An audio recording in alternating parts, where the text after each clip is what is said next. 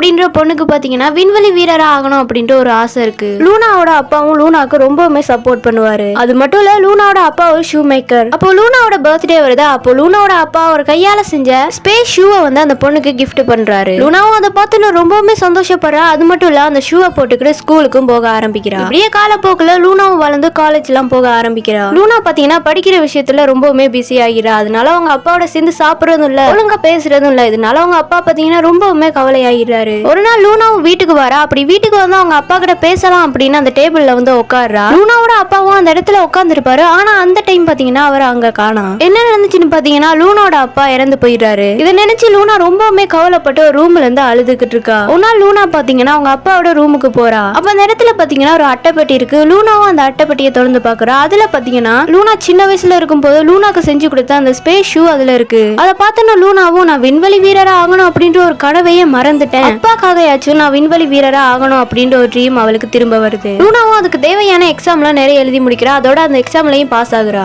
இப்படியே லூனா வீட்டுல இருக்கும்போது அவளுக்கு ஒரு கடிதம் வருது. அந்த கடிதத்துல பாத்தீங்கன்னா லூனா விண்வெளி வீரரா ஆகலாம் அப்படின்ற ஒரு சான்ஸ் அவளுக்கு வருது. கொஞ்ச நாளுக்கு அப்புறம் காட்டுறாங்க லூனா பாத்தீங்கன்னா மூன்ல போய் லேண்ட் ஆகுறா. அவங்க அப்பாவும் லூனாவும் இருக்க மாதிரி ஒரு இமேஜினேஷன் வருது. இப்படியே இந்த ஒரு ஷார்ட் பிலிம் முடிக்கிறாங்க. இந்த ஷார்ட் பிலிம் பத்தி நீங்க என்ன நினைக்கிறீங்கன்றத கமெண்ட்ல சொல்லிருங்க. மறக்காம சப்ஸ்கிரைப் பண்ணிருங்க. மீண்டும் அடுத்த வீடியோல சந்திக்கலாம்.